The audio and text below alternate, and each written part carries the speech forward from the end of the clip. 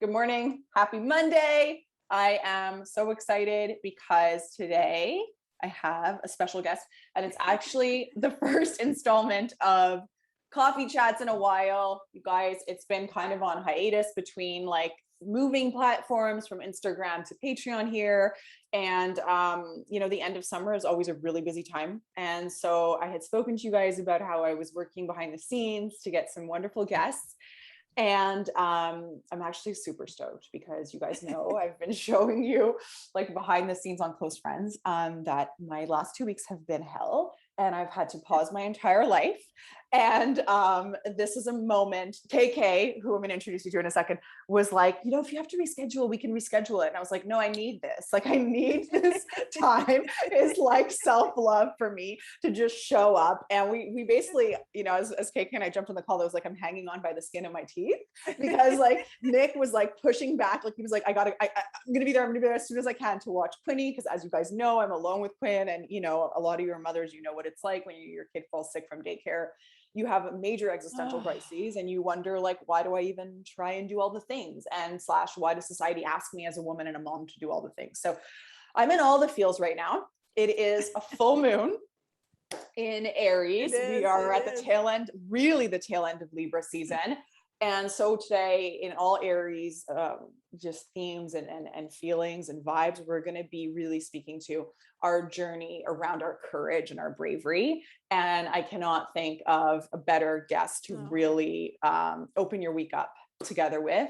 So this is Karen Kenney. She is a wonderful, wonderful spiritual teacher and human. I've known her, I've really been lucky we've known each other for like 3 years, I think. KK? Yeah, something like that. Yeah, 3 years. And I've read KK's birth chart and I call her fondly KK, as I'm sure you will too at the end of this little chat here. And so without further ado, welcome KK. Hi, I'm wicked excited to be here. And it's always an honor and a pleasure to, not only get to do cool things with my friends, but I always say I never take it for granted that my friends who create communities or have groups or whatever, their own podcasts, their own shows, whatever they're creating in the world, when you get invited into somebody else's community, to me, that is one of the highest compliments, that you trust me. It's almost like for this time, you're kind of sort of placing your people into my hands and into my care. And so it's a responsibility that I take seriously, and it's just a happy honor, and it's going to be wicked fun. So I can't wait to dive in. Hi, you guys, whoever's watching this right now. Thank you for taking the time. I always say, if you can hear the sound of my voice right now, thank you for taking the time to make this a priority. And really, I always think that when you show up or sign up for a membership, a group, a community, whatever, whatever you call it, and then you actually take the time to like watch the videos and listen to the calls and do the work, that's like a form of self-love. I mean, that's like, if you're trying to transform your life from the inside out, it's like, why not do the things? Why not like whatever? So I'm just, like I said, if you're listening right now, thank you, because I know that you took a step in the direction towards your healing. And so I just appreciate that.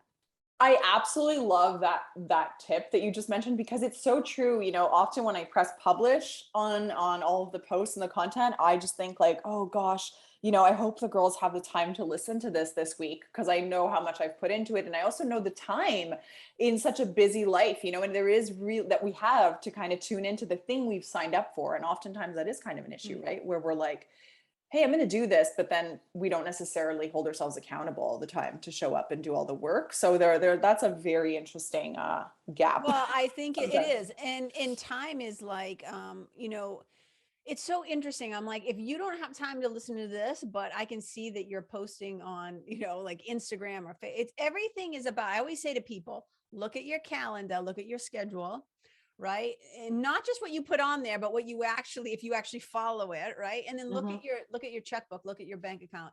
Your time and your money is going to tell you what you actually value. Because a lot of people talk a good game and they say, I want to do this, or I'm going to do this, or I'm blah, blah, blah. And then it's like, why aren't I doing this? Why this thing that I know can help me? And I have a membership too, so I understand it. And I always say to them in my membership, I say, I'm not your boss, I'm not your mother, and I'm not your babysitter. So I can't make you do it. But why wouldn't you do it? Like some part of you, some part of your spirit was called to be here, right? And so there's some part of you that knows that there's work to be done. And Mhm. again, if you're trying to Mhm. transform yourself, your life from the inside out, that means we got to take some time to do I it. joined the spiritual world in 2017, pretty much, by way of crystals. It was like my gateway thing. And I've just seen a lot of these words become used and abused and Oh kind of God. like, right. So that's a whole other conversation. But to that point, I was like, one of, your and I's mutual friends, Georgina Durkin, was talking about how she was going to, yeah, I know, amazing human, was talking about how she was going to do no lies, like not even a white lie. And just to be in really total authenticity Integrity. and integrity, right? And that's what So, I've even heard you give talks where you're like, I am basically the person that is going to hold you accountable to look at what your bullshit is and to really just be honest with yourself about it, right? yeah. So I love that you brought that up. I was attracted to you. I think the first time I discovered you was through a podcast. And I Yeah, I had, have your little notes right over there oh my that you God, sent guys, me I so took sweetly. notes from KK's podcast. I was so inspired. I took notes and then we became friends after the fact. It was like Yes. a weird thing that happened that the universe just like, brought us together. And then I was like, look at this transcript that I had of the podcast and I mailed it to KK. It was so um, sweet. she has so much words of wisdom, and it really helped me in a time where I was learning about boundaries and where I was learning about my story versus my family's particular experience of the story, Yes. and where I was learning about my trauma and my baggage and my pain. And it was at the point where a lot of I had had a burnout, and we could say for sure that the fashion industry caused that burnout. If anything, I think at this stage of my life, it was like a spiritual awakening burnout, and it really just activated and propelled that burnout, I would say, because it was such a this situation of like one kind of thing of another after another, sorry, that was just snowballing into this kind of monumental moment in 2017 where it was like April. And it's interesting too, because good things can happen at the same time as really shitty things. And I got married in 2017, and that burnout happened like 2 months after my marriage. So it was like overall things were great, and it wasn't a shitty time in my life, but it was really this time of like, what do I want? What do I really want? Like now I'm having a new ecosystem of family, me and Nick and Chloe, and I have officially separated myself by marriage to like my family that I had all of these really toxic ties to. And that's not to say, you guys follow me, like I still see my family all the time, but it's a very complicated relationship. And I think a lot of us live with these really twisted, semi-dysfunctional relationships with our loved ones and our families of origin, or maybe even our in-laws, that sort of thing. And we have so many tools nowadays, like our generation, and we're working with so much to improve those ties, improve those relationships. And it can also be a challenge when the family of origin is watching you grow, is triggered by your growth, is ignoring your growth. And, you still have to go back and you kind of want to find peace and find some sort of accord if you can. Of course, there's circumstances where that's really not possible. So with all that being said, before we move into the whole thing, I have to ask you, you're not a coffee drinker, which I have to say, as a self-professed coffee enthusiast, I'm obsessed with coffee. As you know, I've told you the coffee chats are inspired by like those cafe moments that somehow now feel super long gone. Yeah. And I hope they come back one day. I really do. But I admire people who don't drink coffee, because I do a little bit think like it's a vice. I'm like, it's not the greatest thing to be hooked on. That being said, I do love it. I love a really good latte. And, sometimes I'll take it like the full, like 3.25% milk. And sometimes it's the oat milk, really good espresso. I don't drink anything like Timmy's or like Dunkin' Donuts or that kind of thing. It has to be the real thing. What do you drink? What is your start of the day, beverage of choice? Water. I mean, Amazing. I drink water all the time, and I drink, I always, my first meal, and I don't usually eat till later in the day. I'm not like a wake up and eat person. So I probably like, there are some days, I'm not kidding. The other day, this is going to shock some people maybe, or be like, oh, the nutritionist in the group or whatever. But there are days when I'm like, oh, it's 3 o'clock and I haven't eaten anything yet, because it just depends on where my mind's at. But Yeah. so a smoothie, like a fruit smoothie, is how I Yes. start my day. A protein shake is how I start my day every day. I love to drink my first two meals, like my breakfast and my lunch. it's just easy for me. It's uncomplicated. I like it. I mean, I don't know what else to say. So I drink a I lot actually of feel, water. I have to say, part of me feels this is related to your birth chart and the fact that you're a Gemini rising, because Geminis are so busy and their mind is constantly doing all the things. So it's like, it's almost like, to your point of view in life, it's like, this is efficient. It's like, let's just pack in like all the nutrients and just do it while we're kind of on the move and on the go. Well, I mean, I do, I sit down. I mean, I work at my desk. So it's like right now, like, you know, I'm like, oh yeah, I'm like, I should make my smoothie. And I'm like, oh, I'll make it when I'm done, you know, like whatever. Right? So Because sitting at your desk and eating is a some people challenge. wake up ravenous though. Like some people wake up and they're like, must eat food. Now. And I think it all just depends on knowing yourself and knowing what you need. And I actually come from a whole family of coffee drinkers. I think everybody, like, so I'm a Northeast kid from, you know, Lawrence, Boston, Massachusetts. I'm a Boston kid. Dunkin' Donuts, like, you know, everybody in my family, they're dunks, they're iced coffee, they're large. You know, I take a large, 3 creams, no sugar, whatever. Cream. A large, regular. You know, everybody's got their thing, and I'm just a weirdo. Like, I just don't drink coffee. Caffeine, and I, like, you do not need me having caffeine. And for people with any kind of digestive sensitivity, caffeine is not the greatest. So I never really got into it. And I'm happy too, because here's one of the things about me. Again, this is not a judgment on anybody.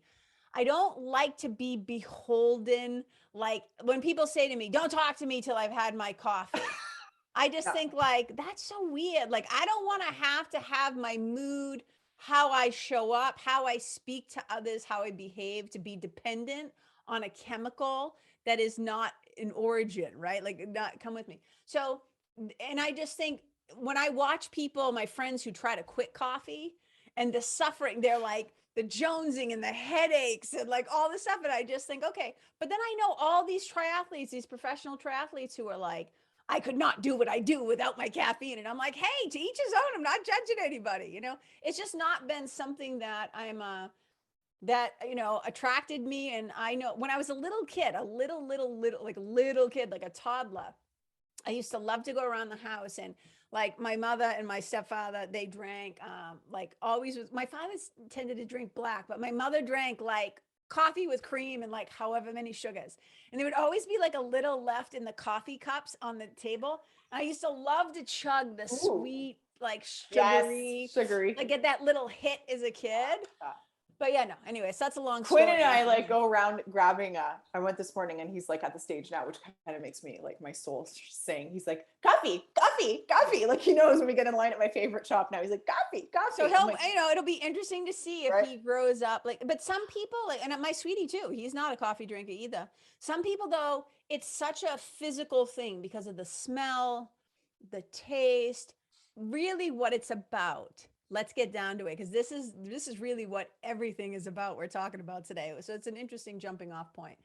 It's the story that you have told yourself about coffee, the meaning you have assigned to the experience of coffee, the interpretations and the beliefs that you hold.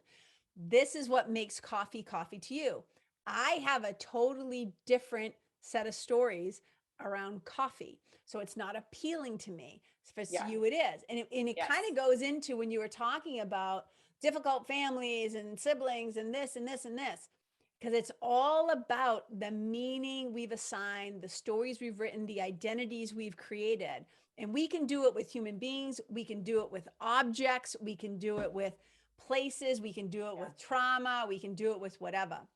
So that's why so much of my work, I always say spirituality and storytelling, like these are my things, because these are the two heartbeats. When I look around the world, it's like, oh, there's a story there. Everything's like, oh, there's a story there, right? Like they're telling some sort of story, or this is my story. And I'm a storyteller.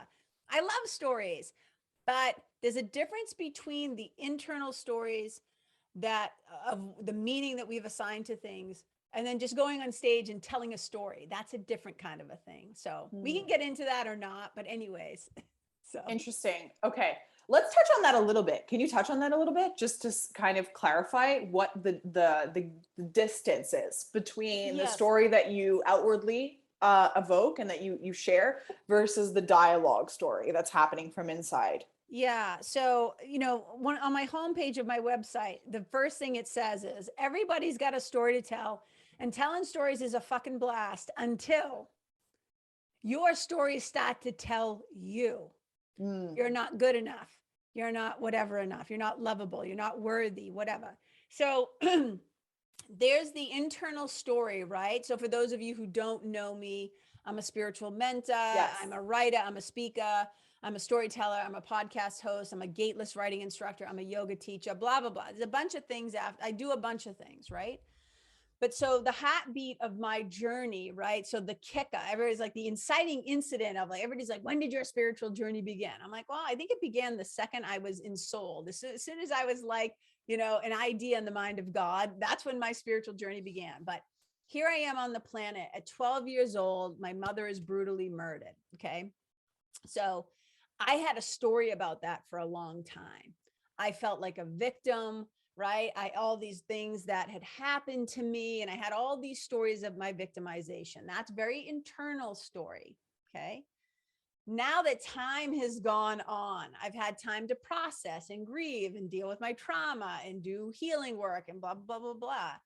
I'm now actually, because I've done the work and I've had the healing arc, the story arc of the character. When you read a book, right, there's a story arc of what happens to the character. They're different by the time the book ends, right? So I'm different now than that old story that I used to tell myself about my suffering and my victimization and poor me and all that stuff.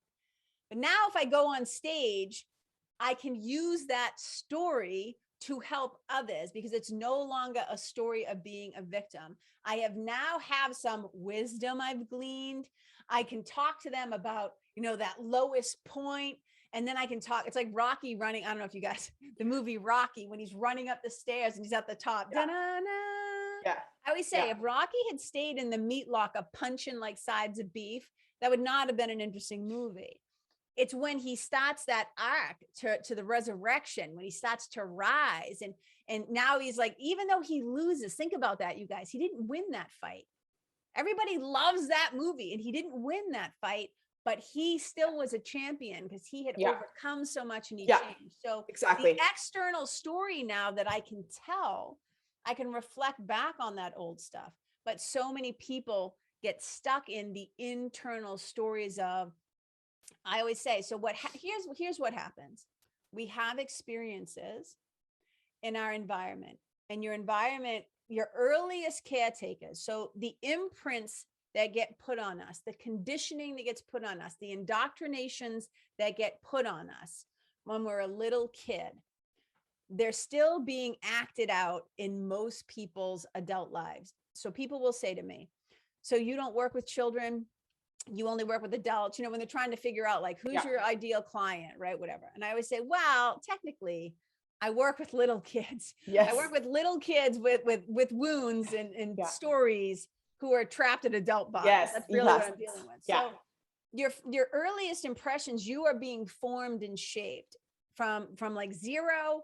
And even in the womb, you are being affected by your mother's moods, her energies, her environment, her stress, her fear, what she's putting in her body, what she's thinking about. Even in the womb, a baby is affected by what is happening with the mother. I have to say, my mom tells me that all the time. She always says to me, Queen is such a happy child and you're so happy parenting because, I really believe that when you were pregnant, it was such a joyous time for you. Now, the truth is when I was pregnant, I was sick for like 12 weeks and it really sucked and I hated being pregnant.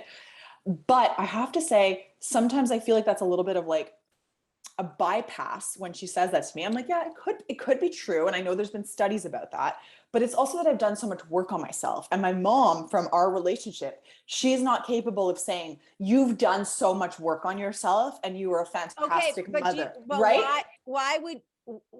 Let's just go there. Yeah. Why do you think your mom doesn't want to acknowledge how much work you've done on yourself? That's a fantastic question. And the reality is, because I think what I know now is that there's a lot of triggers for my mom to watch me do work on myself because she can't hold that space for herself. And also because my growth has made her uncomfortable because of what I've overcome and what I've been capable of creating and holding space for myself, one of the biggest challenges for my mom is boundaries. She never taught me how to have boundaries. Yeah. And when I have boundaries now, um, particularly with my son, it's super, super triggering for her. So I do think there is a story there for my mom. And I love the word story just as part of who you are and part of what you're associated with, because when we're on our healing journey, for me personally, in the last 4 years, that word story has been really Well, relevant. so you know how you're talking about, you did this whole thing on the words that are overused. Yeah. So right now I'm like everybody is like whoring the word story. It drives me a little Mm, crazy. yes. So we can talk about that afterwards, but there's two things I want to make sure I don't forget. So Tell I'm just me. going to give it to you. I'm not going to make you guess. But one of one of the things I wanted to point out. So you guys who are listening, one of the gifts, right, as a spiritual mentor, one of the things is that the fun part of it is that I'm outside your story. Yes. So I can see and hear things that you can't. Just like when Yeah. you read my chat, you Yeah. can read, you can see things that I can't, right? So the point that I was trying to make, to see if you would just guess it or intuit it or whatever, is that if you're a kid who had to overcome a lot of shit, how do you think the parent feels about that? What does that say? If you're a kid who had to overcome a lot of shit. So I wanted, well, the word that comes to me right away is guilt. Right. So maybe she was a parent who created an environment where her child now had to overcome all this. So she's not going to acknowledge your growth, because in order to acknowledge your growth, she has to acknowledge your pain. And to acknowledge your pain, she then has to take a look at herself, perhaps, right? There's So none of that happening. there's a lot of layers to that. But I want to go back to, wait, do you want to say something? I just want to say I love that you brought that up in this sort of like personal reference point to me, because everybody will be able to relate to it even more. Because one of the questions that I want to ask you, and we'll touch on it probably as a follow through, is what is the relationship between guilt and trauma?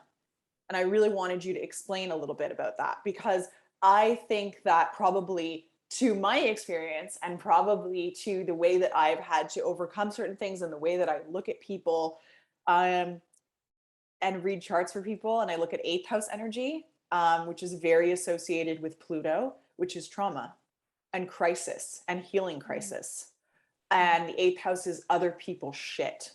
And oftentimes when we are working through trauma, and you would be far more well versed and experienced to speak specifically to the definition of that term, but it is overcoming other people's stuff that has made a mark on you and that you have held yourself accountable for or have taken on as your own. It was like an Right. identity crisis at some point. Right. I So think that's my been my experience. yeah. All right. So we can talk about that, but I want to finish what I was saying, only because it's going to help with that. Okay.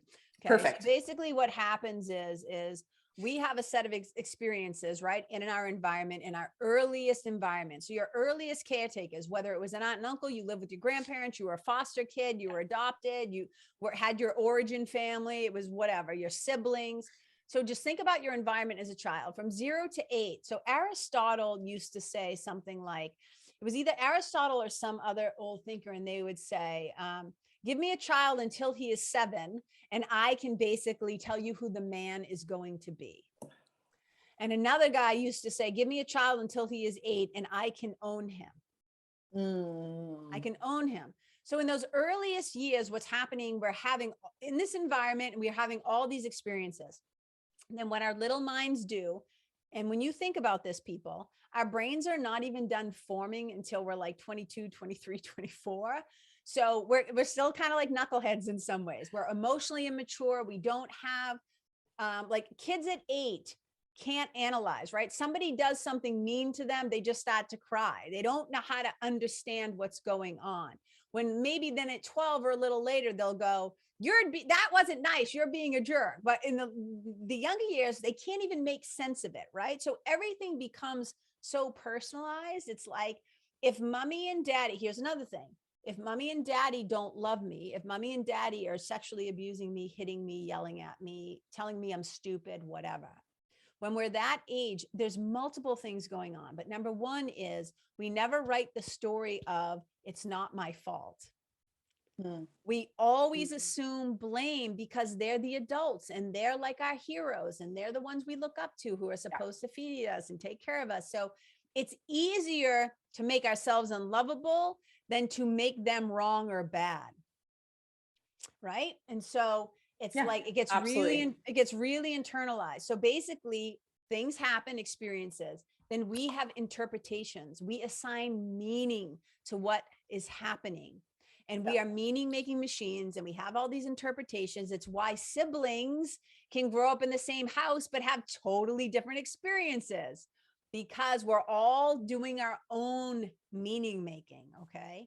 Then we take that meaning that we've assigned to a thing.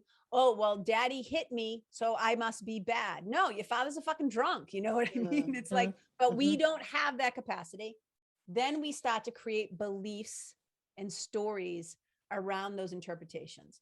So something powerful that A Course in Miracles basically says is that human eyes don't see, they interpret. And eye doctors will tell you the same things. Our eyes actually don't see. What our eyes do is they reflect images, but they bounce it off the brain. And it's the brain that makes meaning. Okay. So basically we have experiences, interpretations, and meaning. And then we create beliefs and stories that then become our identity, which is now I'm a person who's unlovable. Now I'm a person who's not worthy. Now I'm a person who has to people please and contort myself and Cirque du Soleil myself to make others happy. But it all starts way back when we're young. So to something that you said that I think is important, when you're talking about the 8th house and us having to deal with other shit that people do, one of the greatest gifts of being an adult. And then I'm thinking, if you're in Stephanie's membership and community here, you have to be somebody that's interested in doing personal spiritual transformation. Right. So I'm thinking like, okay, so one of the great gifts of being an adult and then being a spiritual transformer, somebody who wants to transform, is that at some point we no longer get to blame other people. We're not saying things didn't happen, but one of the greatest gifts that I got when I really first, not really first, but in my 20s, my early 20s, when I really started to do this work, became a student of A Course in Miracles, read A Return to Love, was in California, it was the heyday of the self-help movement. Everybody was there, right? When that first started, one of the first things when I realized, and it both pissed me off and got me wicked excited at the same time, is when I heard like, oh, your happiness is a choice. Your suffering is a choice. Yeah. Da, da, da, da, da, da. That's a tough pill to swallow. Oh my God. Your victimization is a choice. And I was like, what do you mean? Like, I got so mad, but then I thought, because I was kind of a control freak, because that's how I dealt with so much of my anxiety and my stress, was a little touch of the OCD. I'm going to control everything. I'm going to be a perfectionist. I'm going to be a people. I thought, well, thank God it's up to me. Thank God I'm the only one who determines how I think, how I feel, what I do.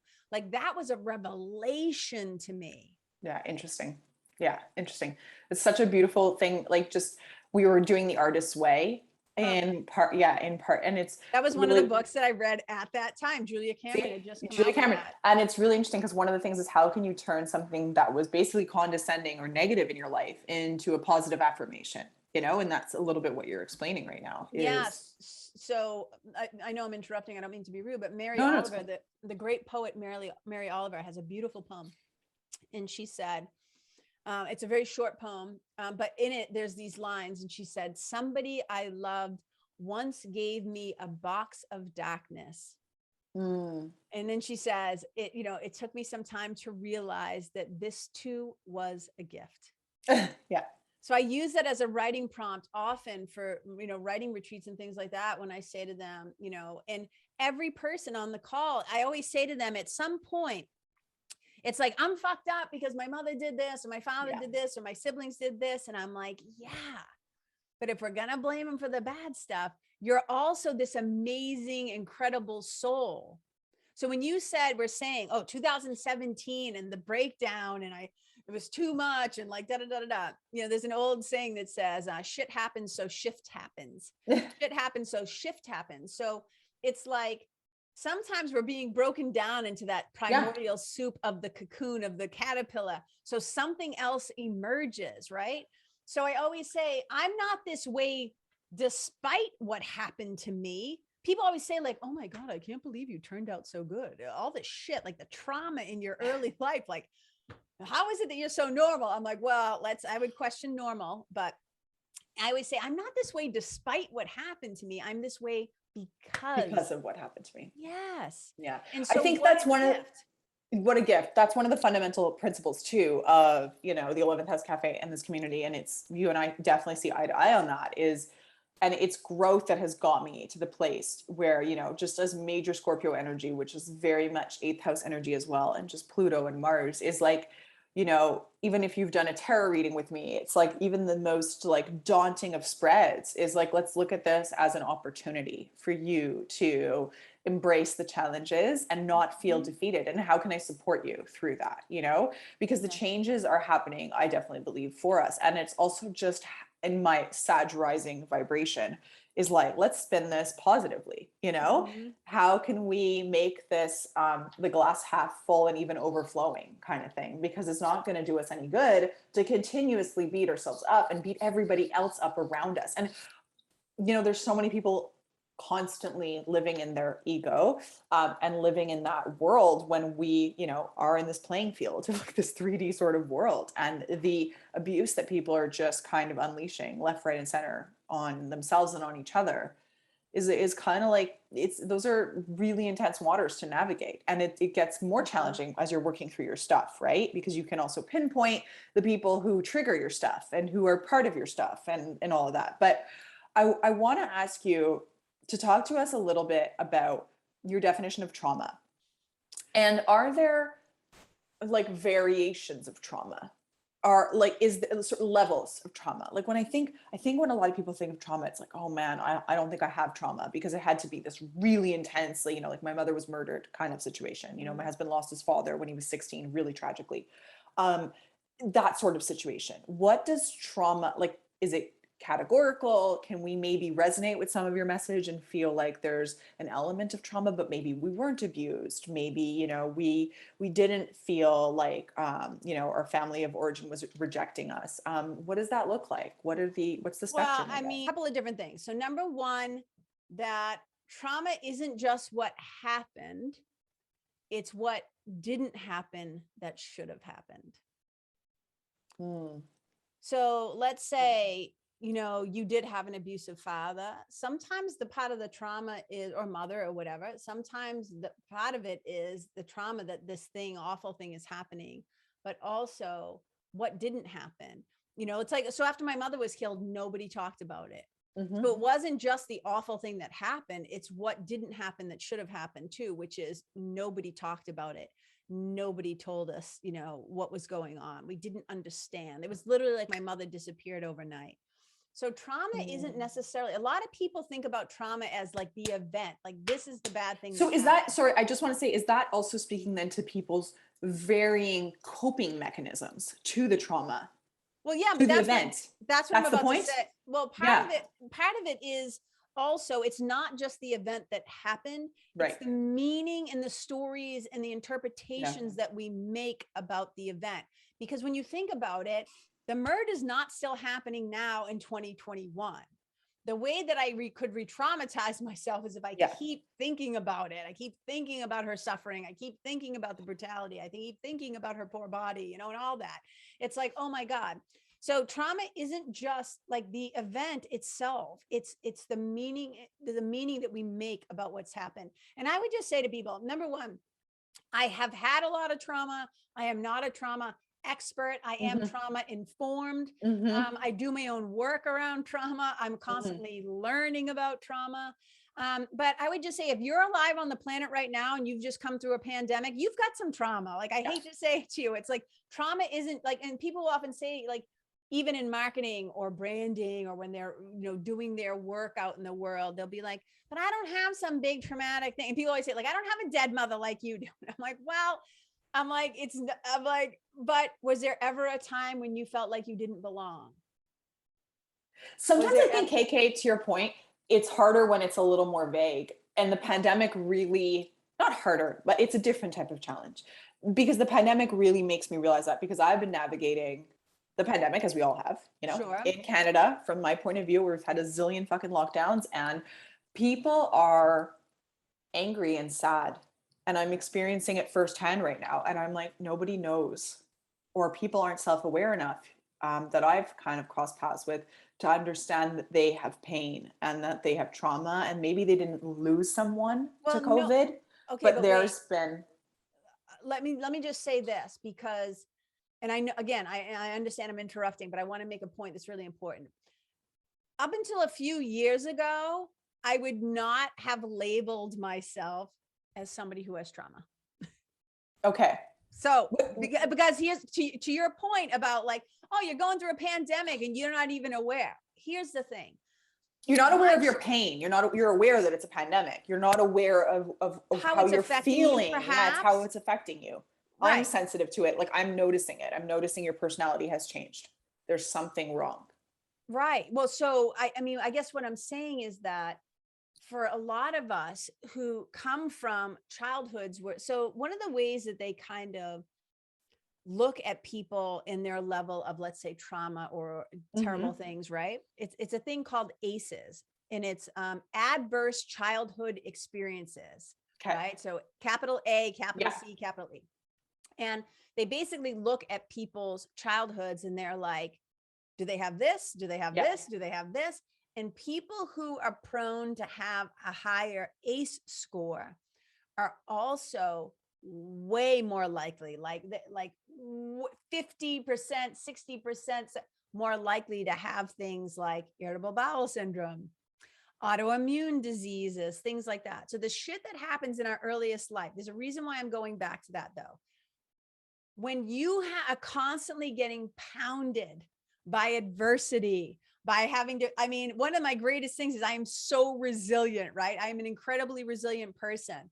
Had to be, right? So what I'm trying to say is all of that stuff became so normalized to me. I didn't look back at my life and go like, oh, I had a lot of trauma. It wasn't until somebody outside of me, a professional that I was working with, a hypnotherapist lady who I was actually working with for my irritable bowel, not even for like therapy, but really just being like, I need help rewiring the brain up here, right? And she literally said to me one day, she's like, you have had so much trauma. And I was like, what? Okay. I'm not a stupid person. Hello, I'm in this field, right? But I would not have put that label on myself. I went downstairs and said to my sweetie, did you know that I've been traumatized? And he's like, no shit, Sherlock, right? It was like an epiphany to me because it's just the label and the words. So here we are in a pandemic, and what people are just trying to do is survive.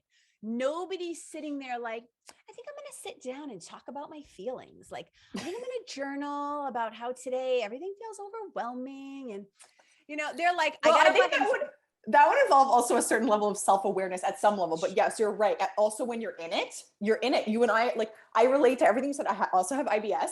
I was not diagnosed until I had an emergency appendectomy and got C. diff in the hospital for like a year after. It was a disaster. Developed all of these issues. And then in my late 20s, because I had that whole experience happen when I was 22, going to be 23. In my late 20s, I discovered that clean eating was a thing and that could really help me. And then I decided that coffee, which was terrible for me, would be my only vice because of the story I tell myself. Terrible for IBS. Yes. Terrible. But here's the thing is what I want to say to people is that it doesn't do you any good to like join the trauma Olympics where you give yourself like a bronze or you don't get to compete, or there's no competition in trauma, right? No. Assume that if you're alive on the planet, you probably have had some sort of trauma. If a beloved grandparent died and you didn't, like, all of a sudden they were just gone and like nobody talked about it, and like, oh, Grampy, nobody explained like bodies and death or heaven or whatever faith tradition or non-faith tradition your family came from. What I'm saying is the most important thing you can do, I always say in this lifetime, is like get your shit together. As a parent, especially if you are raising children, the greatest gift that you can give your children is to get your shit together. The greatest gift you can give your kids is your own happiness and peace. This is like one of, Keika is not a mom to a human. She's a mom to a lot of furry friends. And like she says, and I have to say that that is one of my favorite things that you said to me or to your audience, since I have, it's resonated with me that much more since I've become a mom, because I recognize how, if I hadn't become a mom when I did, after starting my journey of self-worth, I would only be half the mom that I could be to Quinny. And it's what gives me so much confidence as a mother. There's so many things that I see women around me questioning about themselves or insecure about, and the competition. I've never been more judged in my life since I became a mom. Yeah, so I people feel love that's it. so I feel that's even more challenging. It's like adding insult to the injury of already trying to figure out your way of like, I have to raise this human, in this Okay. world of over information and seeking perfectionism like never before. Yeah, but you don't have to seek perfectionism. Like, here's one of the things I want everybody Let's who's speak listening. about that, please, because I'm an outright person who hates perfectionism. There's absolutely nothing about me that is perfectionist because I just can't, I don't understand it. But I was raised in a family that is very intense pressure on themselves about perfectionism. And I know a lot of women have that story. Well, it's a way to control. It's like trying to control your fear. It's like if I'm just perfect, then nobody can reject me, judge me, abandon me. Nobody can get mad at me. Like, I'm like, oh my God, that is. But like, what is perfectionism? What is perfectionism? Like, I think perfectionism, well, first of all, perfection is a bullshit lie. It does not exist. Number one, I don't think there's perfect. I think I just think the seeking that is a dead end game that it just sucks the joy out of total life. But the pursuit of perfection for me is the ego clamoring. It's just fear. You could hold up this water bottle and say, what do you guys think? And there's going to be like, probably, I bet most people would be like, oh my God, I love that color turquoise. Like, it's amazing. Like, blah, blah, blah. I'm like, it's jewel tone. It's beautiful. And somebody else would go, I hate that color. That color reminds me of, right? Because they got some story. My point being is this, whether you do or whether you don't, people over a fucking water bottle, we will judge it. We'll have an opinion on it. We'll like it. We won't like it. We'll say that's a stupid water bottle. Why'd you get one with that flip top cap? You should get one that screws on there, right? Like, what I'm saying is people are going to judge anyways. We judge everything. This is what the ego mind does. We were talking about this earlier, right? When your son said took your son to music class and they're like, we're going to learn about opposites or contrasters or whatever. Guys, I was like, I took Quinn to music class like 2 weeks ago and they were like, today we're going to learn about opposites. And I was like, great, let's teach my 20-month-old how to label things already. And the teacher even went further to say, kids don't really understand opposites. It's really challenging to explain that to them. And I was like, so why do we have to do it? Can't we just listen to music? Because the ego's domain is the world of duality. Yeah. And all spiritual traditions talk to us about the oneness, non-duality. So we're in a 3D dual world full of duality, right, wrong, good, bad, black, white, fat, skinny, tall, short, hot, cold, warm, rich, poor, blah, blah, blah. Preferences, yes, no, like this, don't like that, right? Versus having discernment. I do think that there's spiritual discernment, which is when we intuit, we go within and we go, is this for me or not for me? Not are they bad or good, or is this for me or not for me? That's a level of emotional maturity, spiritual maturity, where we're making a decision based on our own inner teacher. We're listening to our own, call it God, source, divine intelligence, Holy Spirit, spirit. I don't get hung up on what you call it, your intuition, your gut instinct. That's a really different thing. But so much of the world is like, people get frozen in fear of like, well, if I do this, I'm going to be judged by who. I'm like, they're going to judge you anyways. So go do the thing you love. Go do the thing that you've been called to do, and to circle back, because I never answered your question. You're like, the connection between like, guilt and trauma. I don't really know what you mean by that, but I think that so much of what happens when we are traumatized is, people have like the 4 reactions to trauma, like trauma responses, and it's fight, flight, freeze, or fawn. And fawn is when you I think the other ones are pretty self-explanatory, right? You fight, you push back, you get aggressive, freeze. flight, you run away. But fawning is when you kind of, I call it like almost like emotional Stockholm syndrome, where you try to just make yourself very appeasing to the people around you. It's like you befriend your attacker, you befriend the abuser, because you just try to go along to get along. And you're like, I'll become whoever you want me to be. I'll become a chameleon. I'll be whoever you want me to be. That's a lot of that people pleasing stuff. Mm-hmm. But the thing is no guilt around that, because we were just little kids who were trying to survive. What happens is, oh, do you want to say something? Well, I was just saying too, I think my point of view, my lens on that was really associated with when I think of trauma, I inevitably think of the eighth house in astrology. Oh. And the eighth house in astrology is associated with guilt, and it's associated with shame, and it's associated with things we need to let go of, and it's associated with things we want to bury, and it's secrets, and it's manipulation. Okay, well, so right? Yes. So shame and guilt. So these things are tied to trauma, because there's traumatic experiences of how people have coped, of how they have, you know, unraveled onto you. Yes, no, that little piece of information is so helpful, because it's like, when I talk about the work that I do with people, I always try to use like analogies or stories that help people to get it. But I'll say, we have to look at your life, right? Like somewhat like a house. I said, and what most people do is they live on the main floor of their house, right? Their living room, their kitchen, their bathroom. What they're avoiding is the dark, moldy, scary basement where there could be some bodies down there. I don't know, right? I don't know what you're hiding in the fucking basement. And then up in the attic, there's like, you know, a Psycho, the old lady in the rocking chair. It's like, oh, it's not good up here. You don't want to go up in the attic, right? Yeah. And I say, so when people come over, we get in relationships of any kind. I'm like, when people come over to the house, what people do is they run around fluffing the pillows and, oh, I'm going to make it look good. And I'm going to like vacuum. Serve the best meal. And I'm going to like put cinnamon in my oven so it like smells like. Pretend like I have my shit together. I'm just going to beautify the space. Yeah. Right. But it's like, don't look in the closets though. Don't go in the basement. And this work that we're doing, it's about taking stuff out of the dark basement.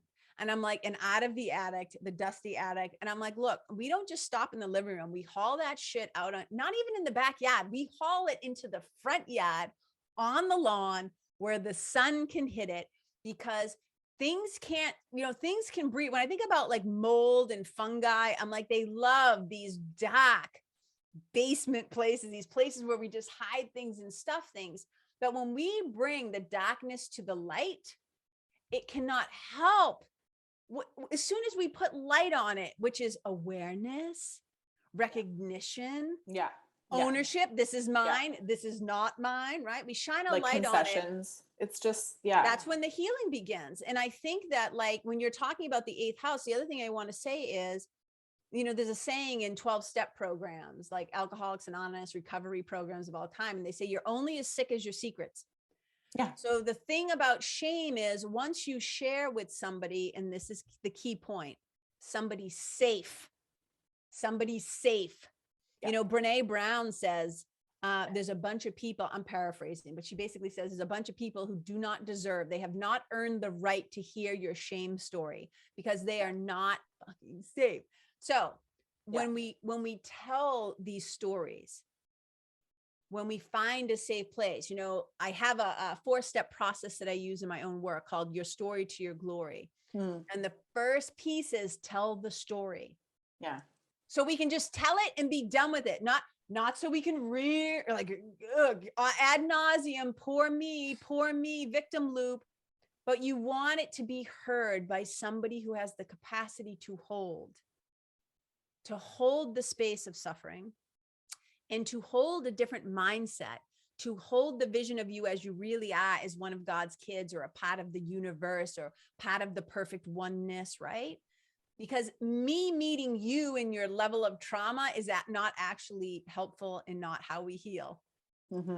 It's about giving you a safe space first, though, so you can eventually go through the steps of coming to that place of the glory, which is, that's the part where the light is, where you are finally in a place of freedom. Yeah. Exactly. Because otherwise you're shackled. You're totally shackled. And the eighth house is shackles, because you just feel this constant sense of like debt. and it's emotional debt. And it's totally like you're sitting there and you're like, I'm bound. And there's people that are going to trigger that feeling, and you're going to show up really vulnerable and really like impoverished in your mindset and just really in your lowest self behavior. You're just not going to be in your strength, and you're just going to behave in a way that you're not necessarily proud of, and that has kind of like a time limit. It's going to run its course where you're just not going to be able to hold that for that long, or you might experience physical illness. It's a beautiful thing, because in astrology we look at it as also the house of self-renewal. So to your point of like story to glory, it's once you kind of face that eighth house. We all have eighth house energy, and we all have Mars and Pluto in our planets, and those they in our charts, and they might not be in the eighth house. They will manifest the eighth house momentum in whatever houses and spaces they're in. And so we all have, to your earlier point, a little dose of trauma in our lives that we are trying to conceal and hide from, and right. And we just got to like move through it so that we can renew ourselves, we can regenerate, so that we can prove to ourselves that we are strong and that nothing can take us down. But if we allow our ego and those that we feel shackled to, those that we feel guilty towards, those that we feel indebted to control and manipulate, if we give them that power by dissolving our own sense of power, that's when things kind of become really, frankly, like I think like almost like the Arctic, and you're like the like tectonic, like the ice plates are just kind of moving around, and you're like, oh my God, I'm losing my footing. Like this gap, like I'm gonna fall into the icy cold water soon. What am I gonna do? It's really, really challenging. I feel like we could talk about this forever, and we're all like, I feel like we're already at the top of the hour, but I want to ask you one like more thing, just if you could touch on this, because I know it's in your level of experience and expertise, is like one of my biggest challenges as I've moved through my growth, especially I would say in the last year, is really like, okay, I'm starting to understand and embody my growth, my spiritual self, my awareness, how much spirituality I want to hold myself accountable for, who I want to be as a spiritual being, what serves my truth. I've really come into understanding my truth a lot more than, let's say, 2017 stuff. I'm super, super uncomfortable and triggered by folks who are near and dear to me who haven't done their growth. It's like, I can't even, like, how do you hold space for those conversations? Like, these people aren't going anywhere. I have to have conversations with them. How do you navigate those scenarios when you have done work on yourself and you're really just like going into these relationships that aren't going anywhere, like I said, but are really hard to meet people halfway? Well, I mean, I can come at this from a lot of different angles. I mean, one of the most uncomfy things I can probably say is that, so when we go into a situation with an expectation of wanting people to behave the way that we want them to behave, we've already begun our suffering, because we know they're not going to be different. So A Course in Miracles says, try not to change the world, try to change your mind about the world. So it's like, everything is within you. If you're like, this is an immovable object, right? I feel like it's a mountain. It's like, well, I can't move the mountain. I can go over the mountain. I can go around the mountain. I can try to drill through the mountain. I can climb the mountain, but the mountain's not going anywhere, right? So it's like, okay, if for me to have an expectation of them that they're going to somehow miraculously be different. I'm not saying you do this. I'm talking to everybody in general right now. I get it. Just based on what you said. So it's like, okay, they're not going to change. One of us is going to have to change. So I'll throw out a couple of different things, right? Few different things to do. So number one, do you know Marianne C? You've heard maybe Yes. No, I have actually, we've connected for a reading. So yes, I know her. Yeah. So Marianne is lovely. And one of the things, so I always used, when I would talk to her, I would say, with my family, I got to love them from a distance. That's what I would say. Just got to love them from a distance. And one day she said to me, well, I think Marianne's like really sweet to me. She's like, I think perhaps it's about finding the right distance. And I did a whole podcast called Finding the Right Distance. So you have those relationships where maybe you meet for 30 seconds at the cat check, and you stop to pump some gas, you go grab a pack of gum. In that moment, when you're looking at another human being, it's a relationship. It's a 30-second relationship, but it's a relationship, right? So it's like there are people come into your life and it's like, boop, and you're gone, right? Then you have the people, it's like, we were best friends in 4th grade, or we went to junior high together. And it's like, we were friends, we ran together for 2 years, and then whoop, it was gone. We dated for a year, whoop. Then there are the people who are like, your greatest teachers. And these are your 3rd level of teachers, and you're just doing the dance. It feels like from here to eternity, right? And it's like, We never said, I was like, we never said you have to like those people. And Yeah. I always say, sometimes your greatest mentors, I say, mentors will take you a long way. Like mentors are great, but tormentors will take you a long way too. So what I'm trying to say is, it's like if we go into it expecting other people to change, we're going to suffer. So sometimes the distance in a relationship is this, like you and your sweetie, you got married, you created a baby together. This is your right distance. There might be some days when you're like, he's making me mental, and this is the right distance, right? Some Yeah. people, it's like this. I see them once a month at book club. Sometimes it's I send them a birthday card once a year.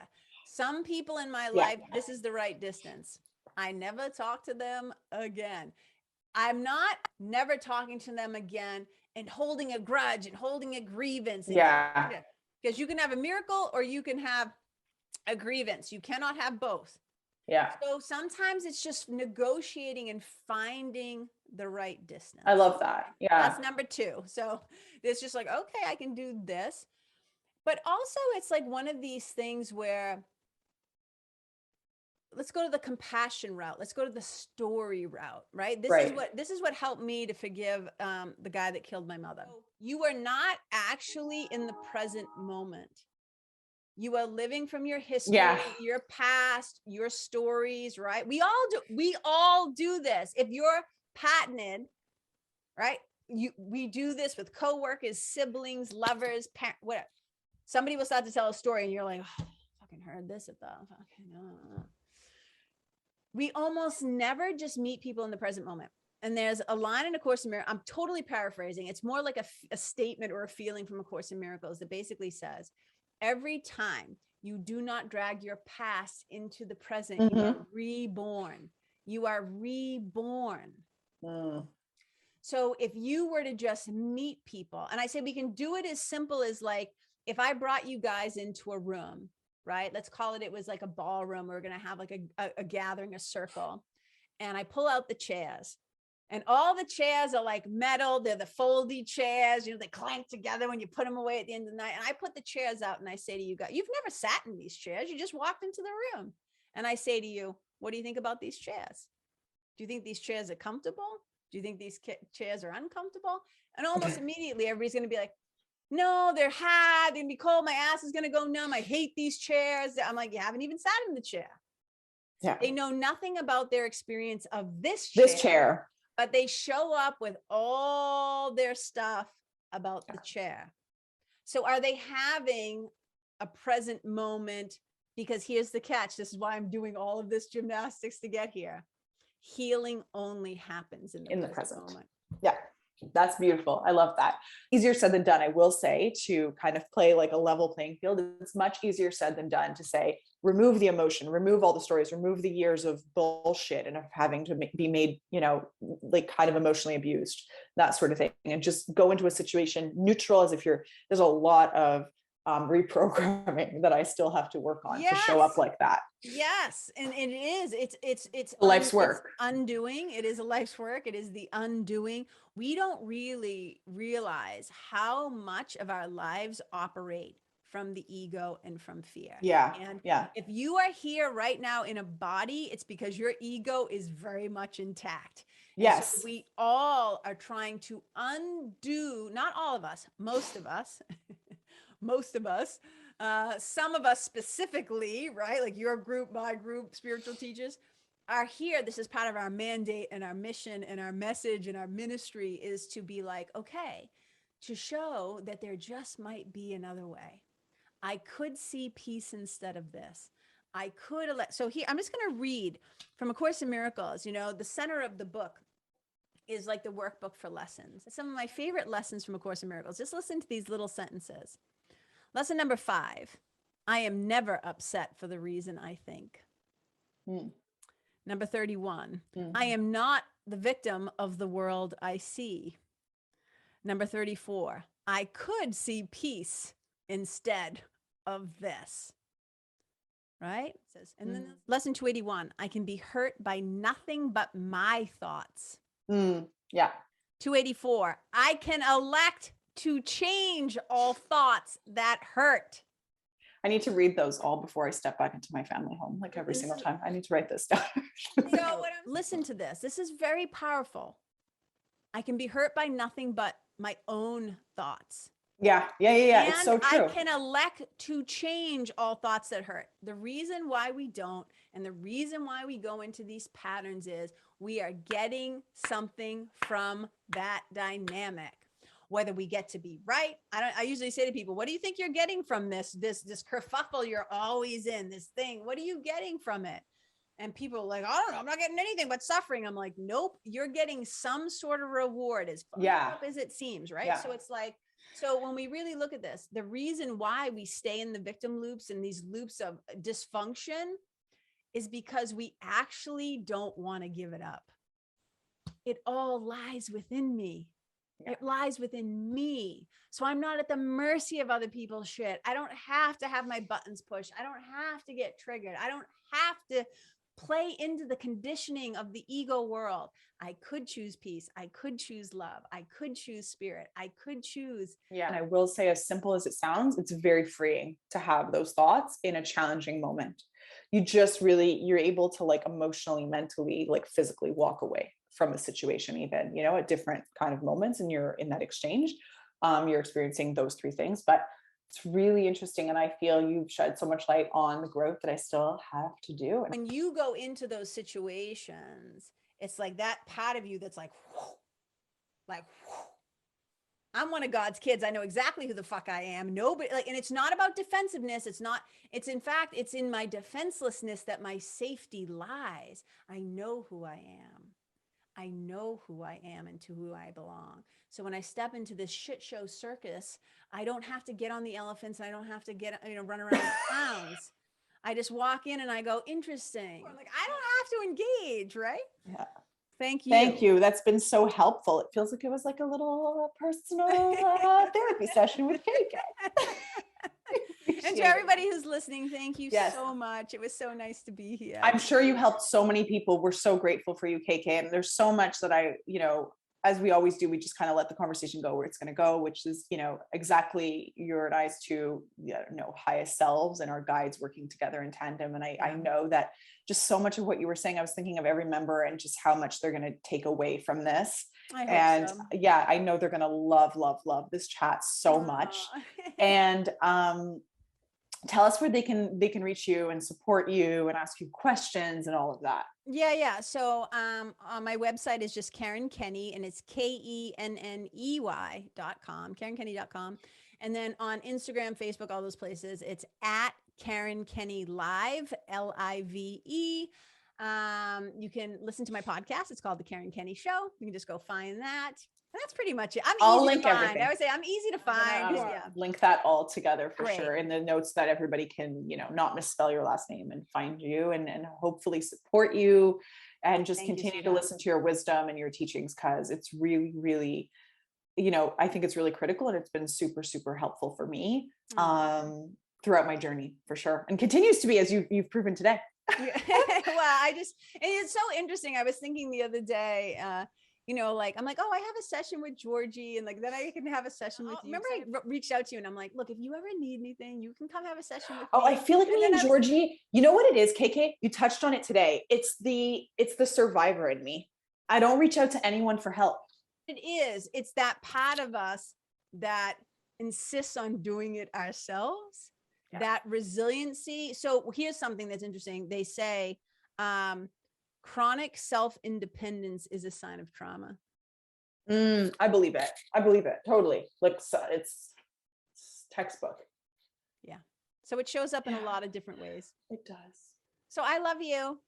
I love you. I love you guys. Thank you so much for tuning in. I'm wishing you a beautiful week. This was like a very empowering, hopefully healing and helpful conversation to kick your week off with, for sure. Not the lightest of coffee chats, but I would say necessary. It's just life, man. Yeah, this is it. This is the journey. It's the hero's journey. It's the heroine's journey, It is. So we're all heroines. That's one thing that I love about all the women in this group, is they all have very strong natal sun placements in their astrology charts, which, just makes us all really shiny and bright and just looking to shine our light in a way that feels really confident.